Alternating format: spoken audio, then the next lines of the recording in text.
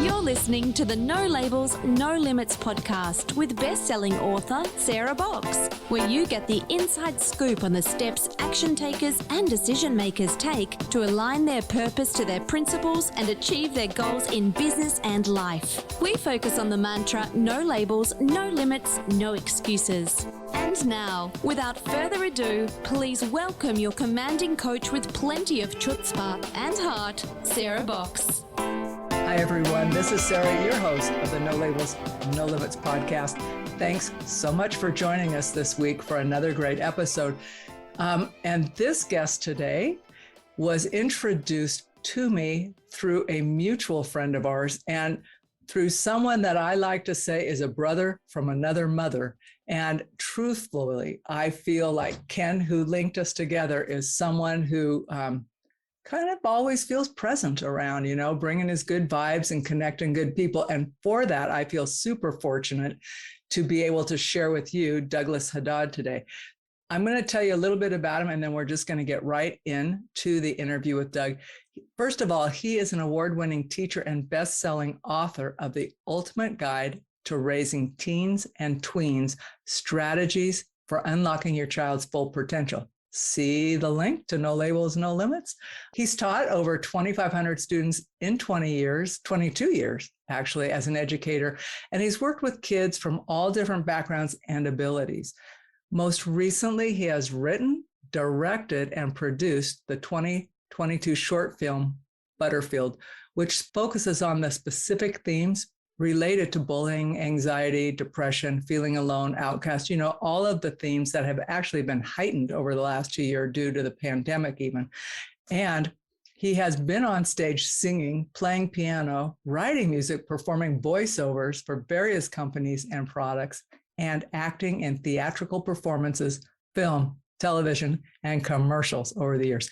Got any instruments handy there, Doug? Oh, I sure do. They're all around me if I move this camera. Okay, we may ask for an impromptu kind of little show for you. But I really like this. When I was looking through your material and learning more about you, I liked that you have this quote, which I've paraphrased a little, but you say that you like to remind us all that we are never alone. And there are always people in the physical realm or those who've crossed over who are there to guide us in times of need and great uncertainty and through the great mystery of life. So why do you say that? And welcome to the show. Oh, thank you very much, Sarah. It's an honor to be here, and I'm glad to be speaking on this topic that I feel is very important today in our society because there's so many people out there, especially the young people that I teach. And as a teacher of 22 years, as you mentioned, I've come across so many different youth that have experienced so much and continue to experience so much. And nowadays, today, the social emotional component of things is ever so grave. I mean, we're seeing with COVID, not just kids, but adults, they're really struggling and longing for purpose and for normalcy and for connectedness. And losing that sociability has really taken a toll on kids I see at school. So I wanted to write a film that is empowering, uplifting, inspiring, and really transformative at the core of the human existence. So I know from over the years, and I get tingles, chills just talking about this, but I was very close to my grandparents, especially my maternal ones. And when both of them passed, I saw so many things pop up with signs that just came from another place from beyond. And that's why I say in the film, when I talk about spirit guides, talk about these are could be humans, could be animals, could be anyone that crosses your path through the time. And they seem to appear when things are uncertain or you really need hope in your life. So if you keep an open mind to it and you look around every single day, there's signs, whether it's something that just comes across your radio, like a song that reminds you of somebody that passed on, or if it's somebody that just says something in the moment. And it's the little things. And I've seen it time and time again, and it seems to be timely and timeless. So I wanted to do that in this film so young people out there can experience this realm, because I think the young people are really the ones so receptive and so open to it. And they also take things to heart where they're like, oh, there's nobody who understands me. I've only been through this. And we know too, The rates of suicide, depression, anxiety has skyrocketed. So that's the real big premise for why I made this film, Butterfield. And there's some creatures in this film that have appeared in my backyard on a frequent basis. One of them being foxes. Now, I will tell you this because the premiere hasn't happened yet. It's going to happen this Friday at my school at Henry James in Simsbury. But I will be showing something that happened about 2 days ago. And since we talk about foxes, and foxes represent strength through times of uncertainty and great change. So just a couple of days ago, my wife looks out the window and she says, "Look out the window. There's a family of foxes out there." There were 5 baby foxes and the mom and dad were out there. So, and we've been seeing foxes in our backyard now for the past year, ever since we've gone through writing this film. And now all of a sudden, right before the premiere, the family of foxes appears. So there you go right there. So let me ask you, what part of the country do you live in? I live in Connecticut. Okay. And it's pretty fair to say that it's not common to see foxes all the time, and let alone to see them in your backyard, let alone to see a whole family of foxes born. Yeah. What a gift, though. Oh, incredible. Just amazing. And another thing is, another animal, spirit animal in there is the butterfly. And the butterfly I chose because if you think about it, one of the first things you learn in early elementary science is you learn the whole metamorphosis process. It goes from a caterpillar and all the way up to a butterfly. So with that being said, the butterfly is a symbol of that change, that metamorphosis. And one of the characters in there, Renard, he mentions too, he says, if you wish to become acquainted with the butterflies, you have to learn how to rise above a few caterpillars. So that has a little symbolism where, you might fall upon some obstacles or even some juveniles, bullies. Well, you have to learn how to rise above them if you want to fly with the eagles. And so when we went there to scout out the place, I'm looking around and all of a sudden I see these butterflies. So I film it and I got it. I got this one butterfly that came right in and went out, flapped its wings, stayed in front of me in front of the camera and went away. I said, there's an ending shot to the film right there. Spoiler alert. So yes. That's okay. Some things are okay to be spoiled about. And besides, that way it's something to look forward to and go, oh, I got to stick with it. I want to see that as well. So what was your background growing up? You talked about being super close to your maternal grandparents and then feeling connected after they passed. What was your spiritual background growing up? Were you like, oh, Doug, don't talk about that, or you're crazy? Or it's like, of course, that's part of our existence.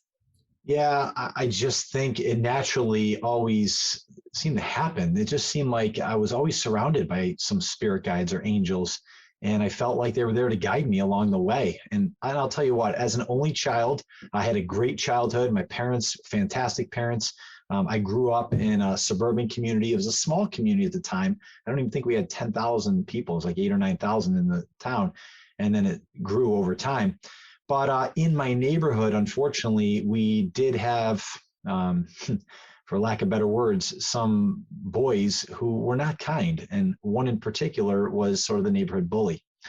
Now, long story short is he would be an adversary to me. And for whatever reason, I was always a child who would listen, would do the right thing, and would not follow the crowd and do anything that was not what you're supposed to do.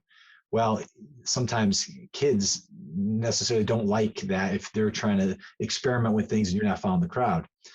So that's what ended up happening. And I think a lot of times through all that adversity, which happened over a number of years, there was physical and mental bullying that went on. It went on at school, it went on the bus, it went on in the neighborhood where I'd be afraid to walk up the street and I'd see him and his corralled group of comrades. So I just learned inherently through my dealings, and there wasn't really any specific thing that enlightened me, but I felt like I was always surrounded by this light, this strength to just exude it. And I'll tell you what, a lot of kids nowadays who experience that, they can really go into this shamed mode and start hurting themselves, or they can go into this guilt mode and they can hurt others and become, very dangerous. I was a child who had perfect attendance. That didn't deter me from going to school every year except for 3rd and 7th grade. I missed a day each time. But from K and it's still bugging you all these years later. It is, yeah. I think my parents, I think they won some extra day at a vacation in third grade. They're like, we're going to have to come back a day later. I'm like, I can't miss school. They're like, yes, you can. So I think I always felt that as an only child, maybe it was partly in my head as imagination growing up, playing myself, because I was always into making stories. I was into making music. I played instruments in an early age, and I told stories. I had a camcorder in my hand when I was 11, 12 years old. I was filming everything. So I think a lot of that melded in and maybe even opened up to that realm. I was flat out very vulnerable at the time. I think when those barriers are shed, things come into your life that give you this kind of like whew, feeling that guides you. And that's all I can really say. It's that feeling of guidance. Yeah, no, I understand that. And I'm curious, like I was thinking about you being a young boy, a young man, and those experiences, and then the noise. And I don't mean just the volume, but just the constant noise that comes in, and for all of us, but then for youth, and especially if you're on a screen, Mm-hmm. and it's so you're getting these subtext messages by looking at other people, where you can easily start saying, I don't measure up, I'm not like that. That makes it even extra hard, right? And especially if you're isolated, you don't have anybody to say to you, well, why would you think that's even real? Have you heard of airbrushing? Have you heard about like just showing the a reel of your life? But there's all this other stuff going on. And there's no history of overcoming tough stuff at a really young age, I honestly didn't have the coping skills, I would say. I just, and my parents, they did the best they could. My mother would tell me, go tell a teacher or try to walk away from the situation. Violence doesn't beget, violence. You don't want to just fight fire with fire. So I learned if I was like picked on, go tell a teacher. Teacher didn't always solve the problem because, maybe in the classroom it didn't happen, but in the halls, on the bus, in the locker rooms, in the neighborhood where they weren't there. I know that as a teacher, and you know that too. That's where the prevalence with bullying takes place. And then ultimately it did come to a head one day, and I'll never forget, May 1988 in fifth grade for me, when we went in the boys' bathroom and we were washing our hands. It was my best friend and I were at the sinks, and then the bully came out of the stall. And he asked my best friend, he said, are you friends with Haddad over here? And nobody's ever stood up for me. And that's a very important thing to do to end bullying, is not be a bystander, not be an accomplice to it. And bystanders are the worst because they could do something about it and they let it happen. And nowadays kids are not just bystanders, they're filming it. It's doubly worse. And they're putting on social media, which is, can't imagine. Worse. Right. And so he just looked real quick when he kind of pushed him, and he looked at him and goes, I asked you, are you friends with Haddad? And he goes, yes, he's my best friend. And then at that point, he ended up saying, oh, okay. And he kind of cheap shotted him and took him and hit him into the soap dispenser, and soap went everywhere. And my best friend, he fell down, he started crying, and he left the room. And at that point, took matters in my own hands. And long story short, I was sitting in the office with a police officer next to me, and it was the bully's parents. And they said, you're in hot water, the teacher said. And I don't think he really understood the backstory to what we dealt with. However, the bully's mother said, when the police officer says, do you want to press charges on this boy? And I was like, am I living in a dream or a nightmare? Right. And the mom goes, no, not at all. I know what my son has put this boy through. And wow. I look at the adult, I was like, that's a strong mom right there. And unfortunately, that mom was probably suffering from her own abuse, because now looking as an adult, the child who, inflicted a lot of that on me, his father was a raging, unfortunately, alcoholic. And that's where it stems from. So teaching kids coping skills, also teaching them there's a reason why if you're picked on, because something's probably happening in their life. I wasn't told any of that. So but it doesn't excuse the behavior. I mean, even if you had known that cognitively as a young man and that bathroom scene happened, you're not going to say, I know that you're only bullying us because blah, blah, blah. Yes, exactly. That's not going to happen. No, it's not. And I never could get people around me rallied to stand up. And that's the thing. So I think that moment where my best friend actually got triggered himself and said those words was all the difference for me to have enough internal power to then take my own hands, and ultimately pretty much solved it from that point on. But it was years in the making, and it just kept building and building until the end of elementary school when it ended with him. Well, and that's having worked in like the domestic violence world, that's one of the things they talk about dating violence too. It's like when you're out and you're seeing something, you can't just be a bystander. And it's not filming it. It's like standing there and being with somebody, standing up with them or calling for help, because often they can't do it for themselves. So that's a powerful thing. What a great friend, to stand up. And I bet his stomach was turning at the time going, oh, he is my best friend, but I see what's coming. Exactly. I think that's exactly right. He knew in large part what I have been dealing with. And I'll never forget that day at all. I'm curious, you could have taken all kinds of internal messages into adulthood from your own experiences with bullying that would have limited you. Like you could have just turned in on yourself, like you were talking about earlier. So how did you take your own experiences and turn them toward what you're doing now, which is to helping others that were in that same age group you were, and through your teaching and writing and your filmmaking? I think it was Hillary Clinton who said, it takes a village, to raise a child. And many people said that, but that was sort of famously quoted by her. But it is something that was my parents always gave me a safe, protective place. So I felt emotionally safe with my parents outside of all the noise. So I had a safe place to come back to. I was loved. I felt special, probably as an only child too, and the only grandchild for my grandparents. I think I felt a lot of that. And through success academically, I had athletically, musically, I was, very much blessed in many regards. My teachers noticed it. I got accepted into the talented and gifted program in 4th grade. So I started inherently knowing that there's something special about me, despite all this going on. And I think I kind of had that feeling there was jealousy from the bully. He didn't have the life that I had, and I think he knew that. And then as a result of that, I had teachers too that, as time went on, said, you know what? They gave me opportunities to lead. I got asked to do the graduation speech in middle school. I got asked a bunch of times end of high school to actually just lead and teach a class of kids.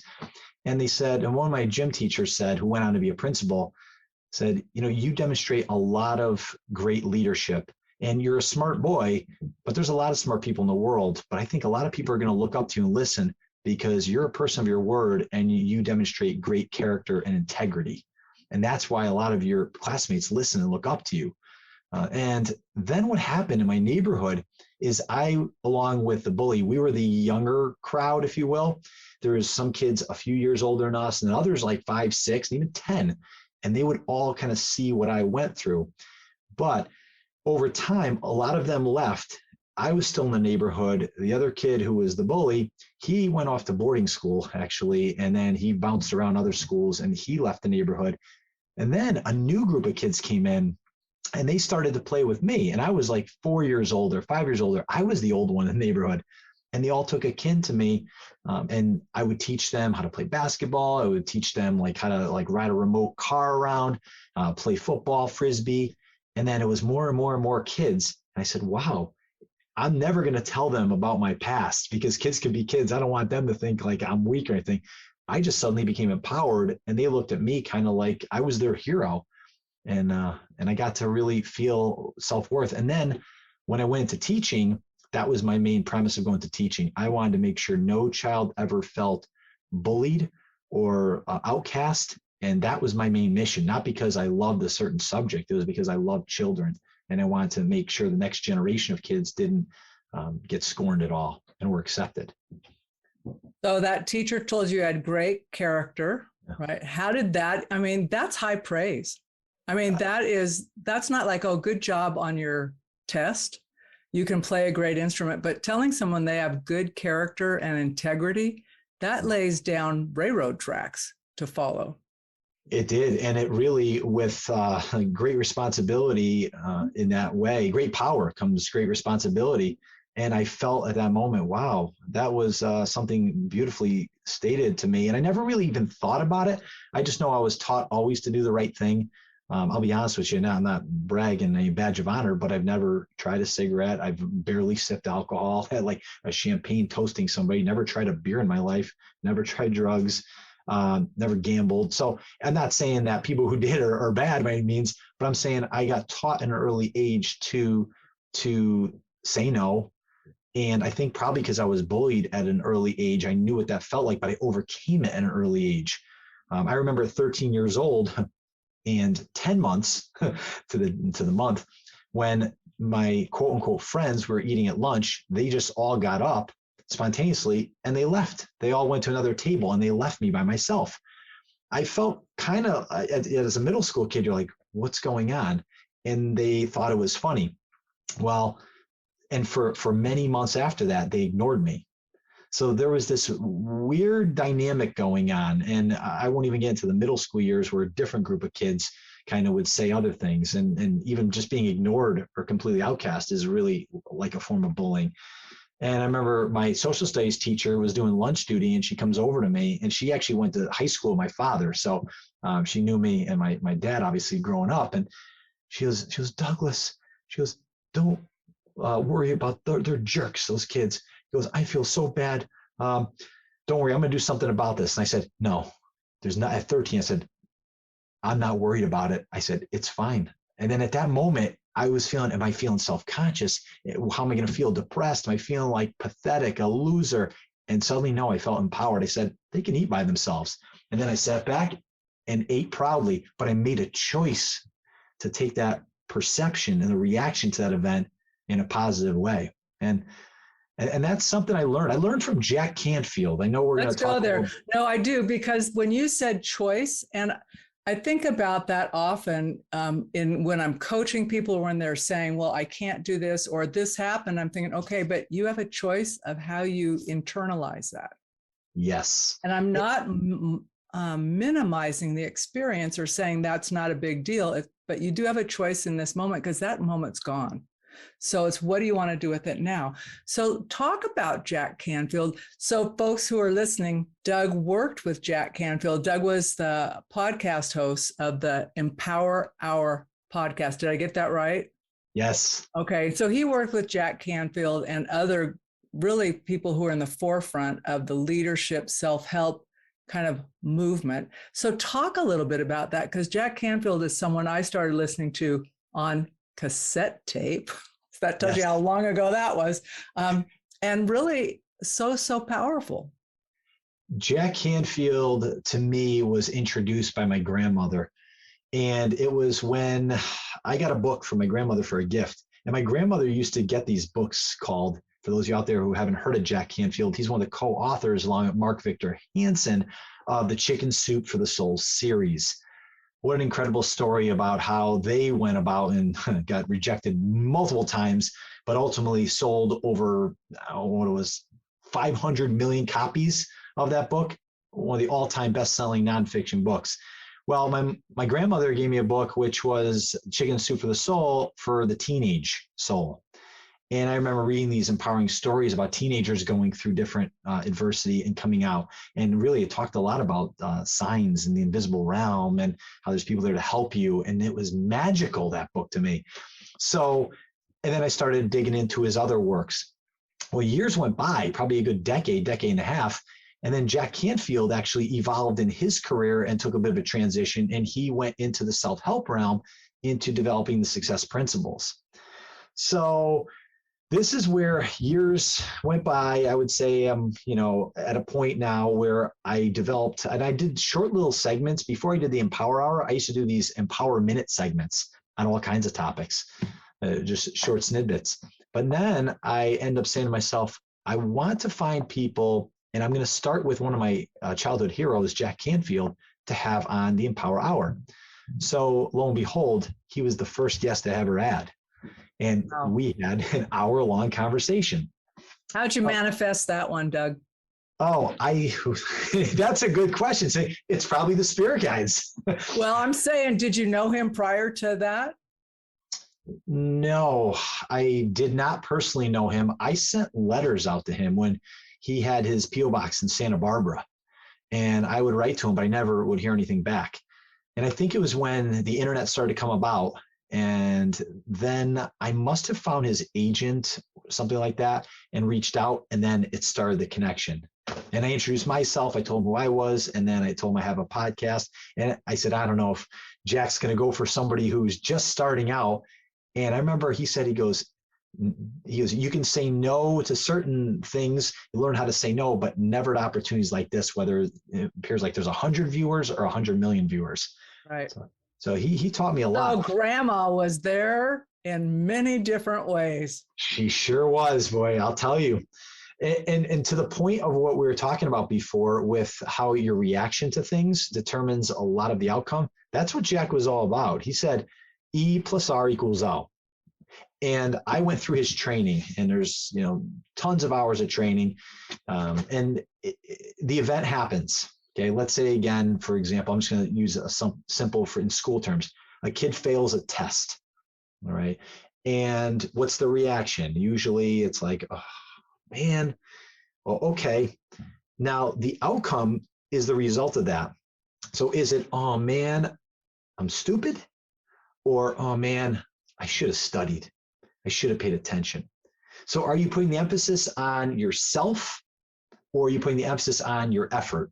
And those are two different things. And that's where the whole thing of shame and guilt come in. So if somebody feels like they've been outcasted, they've been bullied, they've been shamed, they tend to put self-inflicting things on, like I said, themselves. But if they feel like they've been trying to be made guilty of something, but it's as a result of somebody else doing it and it's not affecting them, then they could be upset. It's the other way around. It could result actually in violence or anger and aggression on that person, that source. So Jack really taught a lot with that. I know Tony Robbins, he's another one. He just literally says, you hear the finger snap, snap. Okay, next. Forget it, flush it out. I've had kids in my classroom where they talk about the past, because I teach 7th graders. They say, well, when I was in elementary school, I had a teacher and I studied this. I said, stop, delete. Okay, you're in middle school now. Brand new story. You're the author of your own life. So where do you want to go with this? So I put it in their court. And I think that's a lot of what I learned from these speakers I've had. I've had Dr. John D. on. He's a great one. The Values Factor is a great book. I've had Marianne Williamson on. Wow. Talk about, really a wealth of knowledge.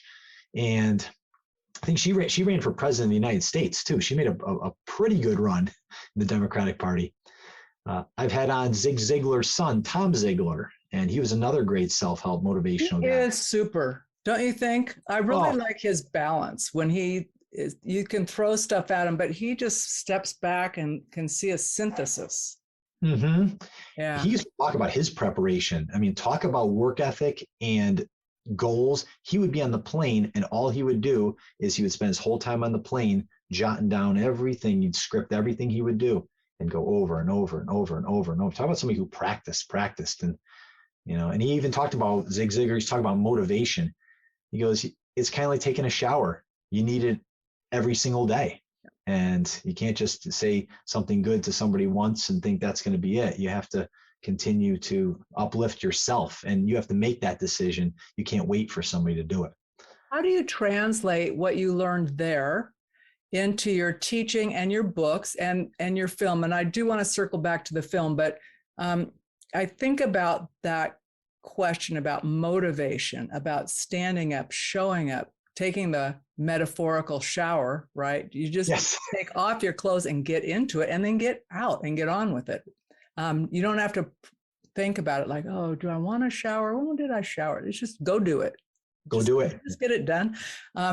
So how do you take all of the lessons from the folks you've talked to and with, your own growth, your own development, and bring it to the middle schoolers, the teens and the tweens, in a way that they can own it for themselves? I try to put myself back first and foremost in their shoes. So I try to think what it's like to be back in the seats of a science room in middle school, or what it was like to walk in and see your favorite or least favorite teacher, or see somebody you don't like in class, your best friend. So there's a lot of emotions that go on. It's tumultuous times. So, I mean, if I think too much about it, I can't teach because I'm like, oh. You can go, the minute you said that, walking into class, I'm thinking, oh my God, I know the exact class. Yeah, I saw you sweating a little bit. You're like, oh, yeah. I love school, but there were a couple of teachers I thought, oh, this is going to be a brutal semester. Exactly. It's so true. And I just try to connect with them that way. I try to show care, compassion, empathy. And once you do that and you connect with a child, you've opened up really all doors to be able to impact their life. And that's where my motivation comes from. It comes from them. It comes from knowing that I could be the only source of their support, their love, their care, their kindness. And I have to really remind myself of that every day, because you can get in that sort of rat circle. Life could be on automatic for you. And I hear a lot of people say, oh, happy Friday, or, oh, I'm doing good for a Monday. Oh, hump day. It's all funny stuff. But in reality, every single day is a beautiful day. And that's why they say, what's that saying? Yesterday is history, tomorrow's a mystery, and today is a gift. That's why they call it the present. So that's how I live life. And I really look at that from people's vantage point, and even underprivileged people. Look at what's going on in Ukraine. Yeah. That to me, and I have a friend in Ukraine who, I emailed out to her, and she says, I wake up to shellings and bombings. I saw her post things on social media showing the wreckage. It's awful. And then she went off social media, and I tried to reach out to her, and nothing for a while, until she emailed me back and said, we made it to a bomb shelter here at Ukraine. I don't know what the next move is. So there's nothing for me to complain about. I'm just completely thankful. I'm in gratitude for everything that I have, I am, and to be on this planet for the short blip of time that I am. And I really just want to do that good to let other people feel their unlimited full potential, their beauty, and infuse that. That's really at the root of everything for me. So I'm curious, the title of your book is The Ultimate Guide to Raising Teens and Tweens, but it's strategies for unlocking your child's full potential. So you're really, the audience are those who are raising, whether they're their biological or kind of adopted, foster, grandparents, whatever. So what are some of I hate to distill things down into the top tips, but what are some of the main things someone reading that should walk away with, or could walk away with, and immediately apply to help a teen or a tween who's kind of struggling? Yeah. So as I mentioned, one of the things that I do right away with kids is I try to walk a mile in their shoes. So I try to relate back to them. And in my book, I have the first section is actually called it's the top 10 child unlimited strategies. So, and one of them is and I pose a ton of questions in there that I ask the adult so they can emotionally go back to that place, whether it's kind of hard to deal with or whether it's pretty pleasant to deal with, but it's a day-to-day sort of operations and feeling those struggles. So that's one thing practically they can do. Another thing is actively listening. I think nowadays it's more important than ever to be able to understand how to actively listen. And I talk about in my book something called the REV technique. And that really talks about reflectively listening is the R, and then providing empathy is the E, and then listening for validating. Okay, that's really when a person knows. So when you're saying, oh, I understand how you feel, and then you repeat what they say to pull them in, what that does is that shows that you care, that you're listening, you're supportive, and that opens up communication for when times get harder throughout their lives, that they'll be more apt to talk to you about things. And that's really it. When they're little children, they could be little problems. When they're bigger children, they could be bigger problems, but not necessarily if the foundation's put in place. So I provide a lot of techniques in there. In my book, I talk about the PRICE technique. Again, another acronym, play on words for how to motivate a child, because we know nowadays it's not like when we were growing up and we're outside and you're playing around and like, all right, time for dinner. Come on in. I mean, my God, I know. I was telling my husband, my mom had a dinner bell, and he goes, a dinner bell? I says, well, we were somewhere on the block with the neighborhood kids, and you were supposed to show up for dinner. And if someone was with you whose parents weren't yet home, bring them. We'll just, it's like, you're not sending them home when we're eating, right? We'll just add more water to the pasta, right? So yeah, it is different. It's very so different. And that's it. And so it's harder with technology that just continues to exponentially grow. And talking about how to monitor, that's another thing too. So being actively involved, and that might mean for tween and teenagers, that's the years usually they'll get the cell phones, they'll get into more social media, and they have to really understand that what they put online, there's a digital permanence to that. So if parents are friending them or they're on social media, I think it's a necessary evil these days that parents should be on there as well. Yeah. There's just too much to deal with. So those are some of the things in my book. And then I have in the second half of the book, it's actually called the Child Limiting Challenges. So I talk about the top 10 there, from the traditional ones, smoking, drinking, substance abuse, gambling, premature sex, and the list goes on and on. But I also talk about there's now the new age of social media, synthetic drug use, and there's just so much with technology that kids don't know how to handle it. I think parents too, they don't know how to handle it. They sometimes might default to overscheduling their child, and then that doesn't do that doesn't have a disservice. Because one time I said to my student, I said, so do you know when you're going to study? Because she was struggling, I remember, on her homework. Do you know when you're going to study for this and do some of your homework? And she responds to me and she goes, oh, I have no idea. My mother has my schedule. And I said, okay. So I took a step back. I said, okay, it's important that you kind of talk to your mother about that and you understand what's best. And she just kind of looked at me blank. So these kind of things I address in my book, and I think it has been helpful. I've gotten a lot of feedback over the last few years this book has been out. I've done a lot of speaking events on it too, and I've walked parents through these steps that I'm talking to you about. And what kind of reaction do parents give you? I'm curious. They just shake their head. They said, yep, you got it. Yep. I see this in the crowd a lot. Yes, you're right. Yeah. And I said, yeah, because, I've taught so many kids and I've coached, I've mentored. This is my wheelhouse, tweens and teens. I've dealt with kids very young and all that. And I'm back to school and college, so I see college age as well. But, day-to-day grind. I mean, I'm in the middle school, high school. That's my bread and butter. And they agree. They see the same problems at home. So let's talk about Butterfield a little bit more. I know it's having its premiere.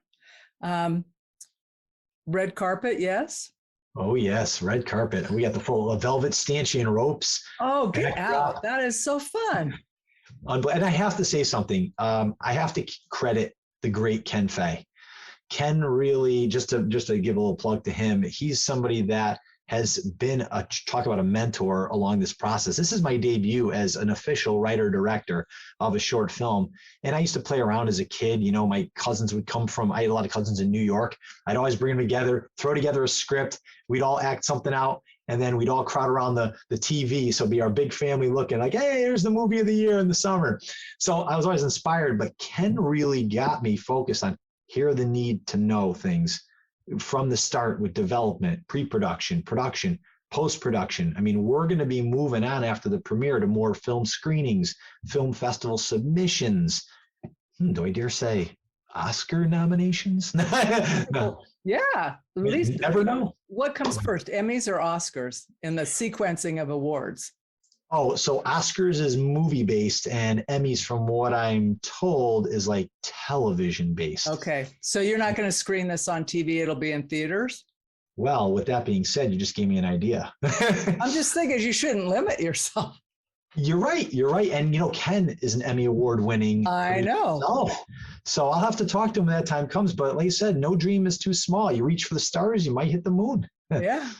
Or but I have to say, you just might surprise yourself. Well, I'm excited about that for you. When can the public, have access and experience the film? So the when, and then when people are done watching it, what do you hope they take away from the film?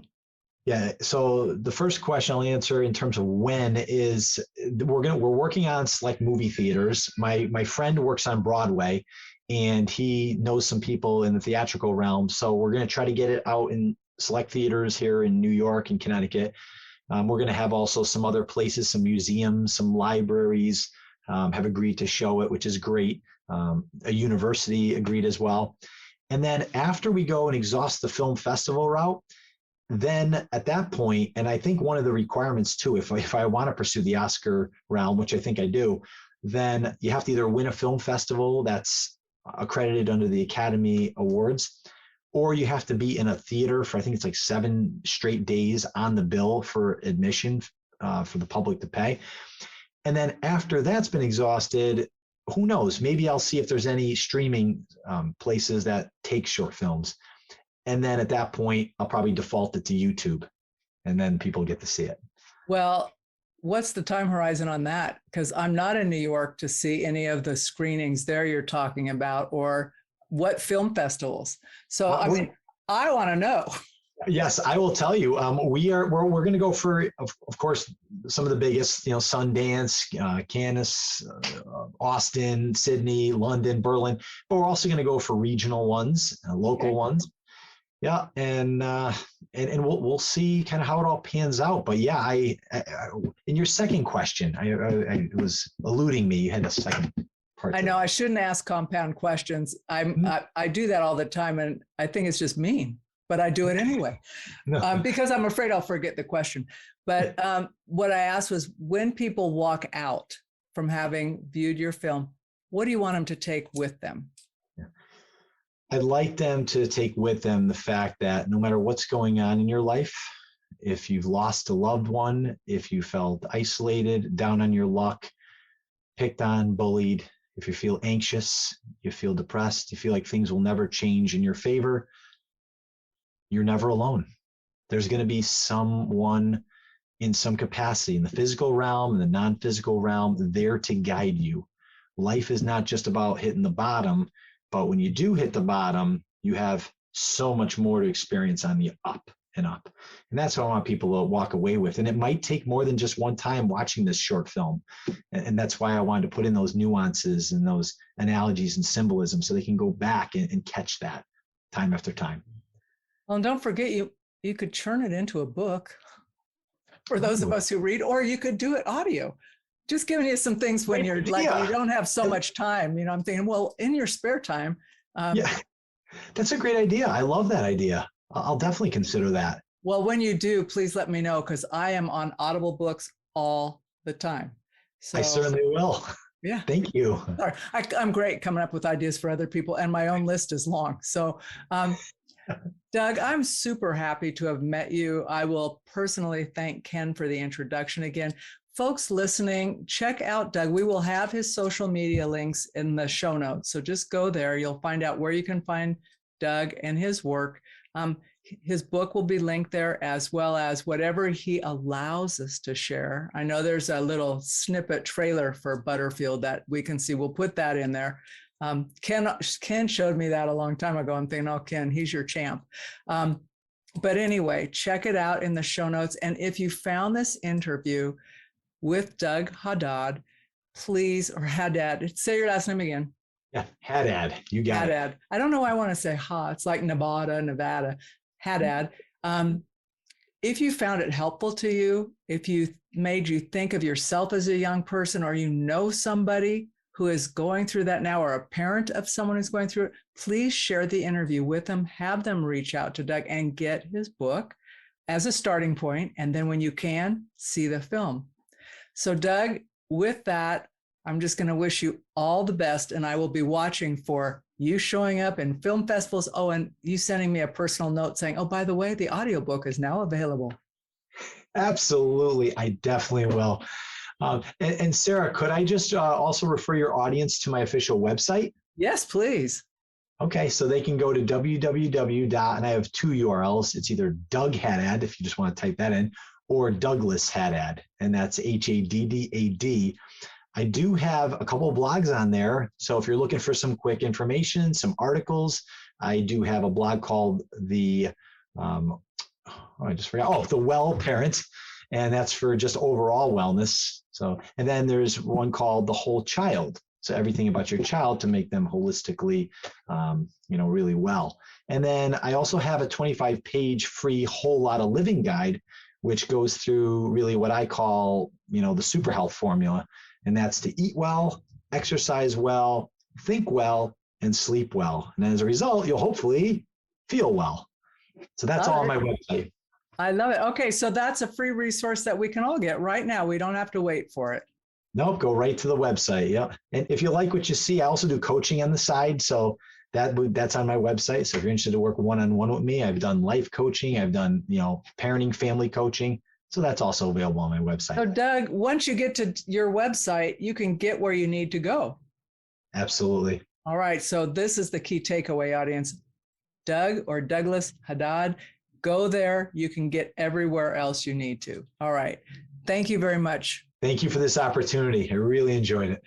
Me too. You've been listening to the No Labels, No Limits podcast with best-selling author, change agent, and strategic vision coach, Sarah Box. You can grab the show notes and find out how to work with Sarah at sarahbox.com/No Labels, No Limits podcast. We'd love this podcast to reach as many people as possible. So please remember to rate, leave a 5-star review, and share the podcast with someone you think would get value from this conversation. Until next time, keep taking those daily action steps to align your purpose to your principles and achieve your goals in business and life.